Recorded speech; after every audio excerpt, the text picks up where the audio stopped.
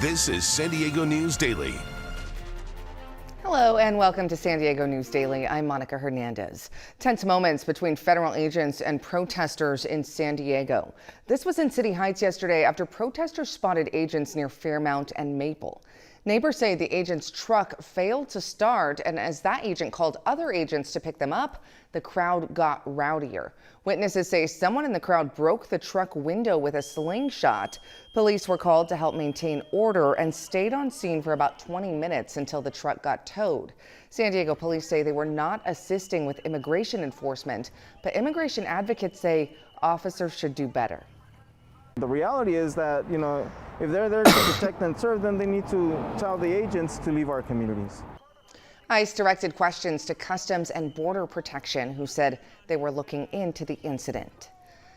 Signs like this one posted at La Jolla Cove warn visitors not to get too close to the sea lions. But a video shown across social media appears to show a potential violation that goes well beyond that. A warning, this may be disturbing for some viewers. According to the Post, just before midnight Wednesday, a young man is seen harassing and then kicking a sea lion that was resting on the wall. There appears to be at least one person shooting the video, laughing as they both taunt the animal. This version was posted on Instagram. People in the Cove who saw it said they were angry about it. This includes the nonprofit Sierra Club Seal Society. They were among the first to report it to law enforcement. That kind of behavior is not acceptable, whether it's a person being punched or an animal. That is just not acceptable. And because these are a protected species, this is assault, and they should be prosecuted for it. San Diego police are encouraging anyone with information to contact the National Oceanic and Atmospheric Administration. NOAA is in charge of the investigation under the Marine Mammal Protection Act. The recent heat is not putting a damper on thousands of fans who will pack the Gaslamp Quarter. A lot is in store for today with some of the biggest panels and celebrities, including the return of the Marvel Studios panel with its president and special guests across the Marvel Cinematic Universe. And of course, the annual Comic-Con Masquerade, where fans compete for the best cosplay and costume. If you're heading down to Comic-Con right now, we do have a list of some of the can't-miss highlights on NBC7.com. And a reminder to expect road closures around the convention center this weekend.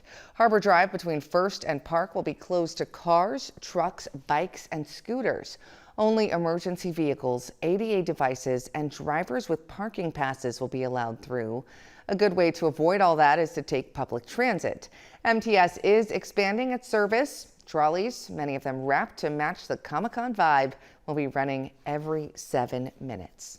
And in these final days of San Diego Comic-Con, crowds will once again gather, not just inside the convention center, but also in businesses in the Gaslamp Quarter. NBC7's Joe Little explains how business owners say this year is even busier. I've had several people tell me it just feels different down here in the Gaslamp Quarter this year. It's not just Avengers Doomsday, but it's everything.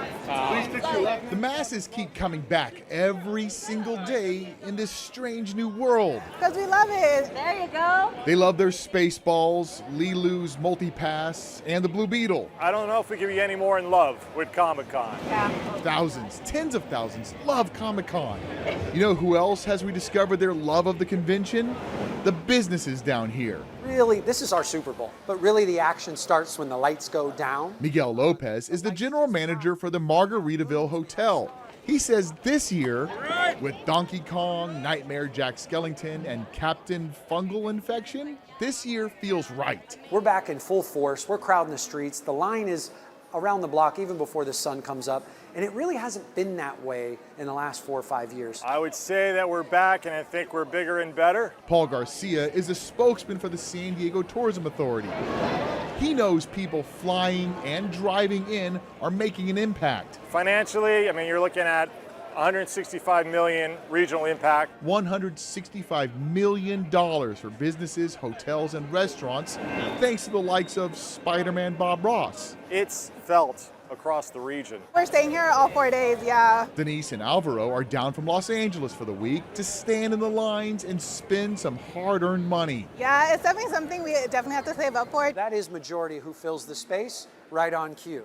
Here we are. Lopez is stoked because his bar is full every night. So is his hotel. The tourism authority says 60,000 room nights are booked directly because of Wolverine and Deadpool thingin' Wednesday Addams.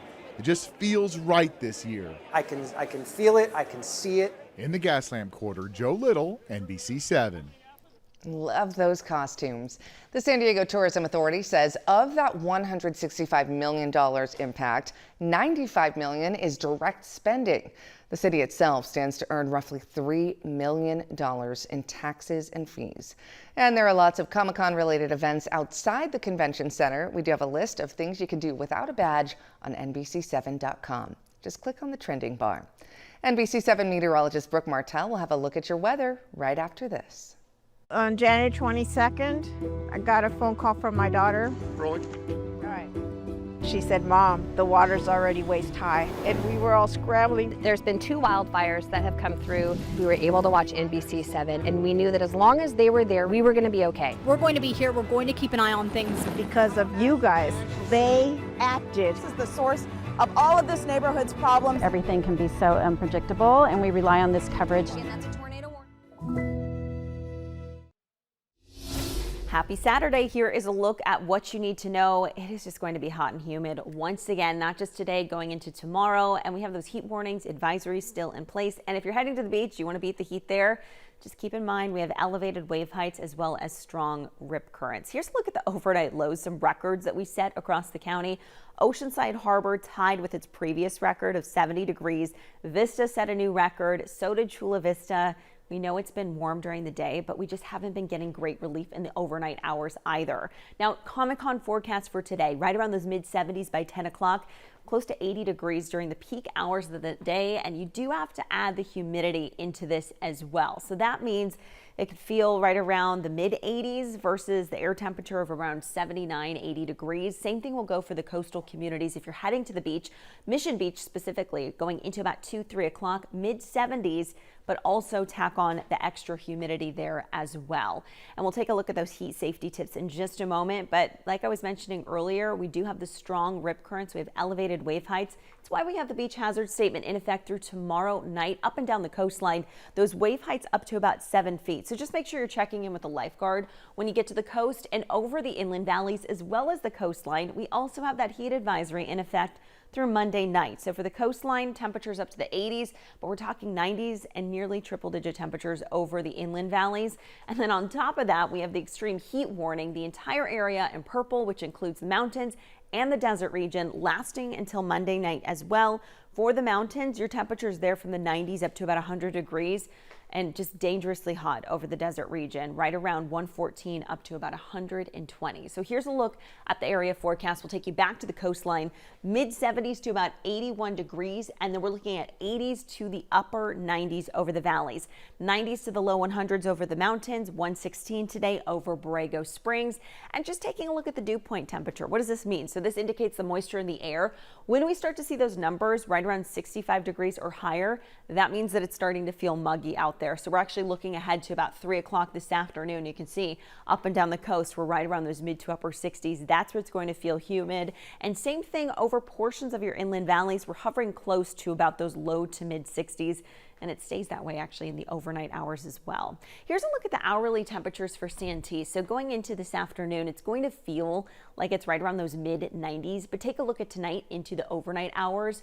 We start to cool down, but it's not going to really feel cool. We're right around those upper 60s to about the low 70s while you're sleeping. So back to those heat safety tips, just make sure you're drinking plenty of water. Make sure the pets have fresh water and shade. Take breaks in the shade as needed. If you're heading to the beach, don't forget the umbrella, hat, maybe an easy up too, just to give yourself a little bit of cooling if you can. And then the peak hours to avoid if you're really sensitive to these conditions, 11 a.m. to 4 p.m. And this last one's so important. Never leave children or pets in a vehicle. And here's a look at the 10-day forecast. It looks pretty consistent day by day as we go into next week, even a little bit warmer by the end of next week. What's going to happen is the high pressure that's really been dominating the West Coast is going to shift east Monday. So it breaks down a little bit when it comes to the heat and the humidity, but then that high pressure shifts west again, and that's going to rebuild the heat up. Even if it's just by a few degrees, it just doesn't really let up for us locally. It looks like as we get into maybe next Sunday and then the following week, things will start to cool down a little bit more, but we're really in it right now for the long haul, Monica. Thank you. 4 lifeguards being honored for saving a man's life after he suffered cardiac arrest at a Rancho Bernardo swim facility earlier this month. 75-year-old Dennis Trevison had a heart attack and collapsed near the pool on July 6th. A lifeguard immediately started CPR and used a defibrillator before paramedics arrived about 6 minutes later. Yesterday, San Diego Fire Rescue presented 4 lifeguards with Heartbeat Hero Awards for their life-saving response. Because of their quick actions and responding to call 911, get an AED, bare the victim's chest, give nice deep compressions, and utilization of the AED, which is the medical therapy that's needed, that man is alive today, and here to thank his rescuers as well. Dennis is the 225th survivor through San Diego Fire Rescue's Project Heartbeat program. It helps make AEDs more accessible around the county. Project Heartbeat celebrates its 25th anniversary in November. There's more coverage you can count on at NBC7.com. I'm Monica Hernandez. Thanks for watching.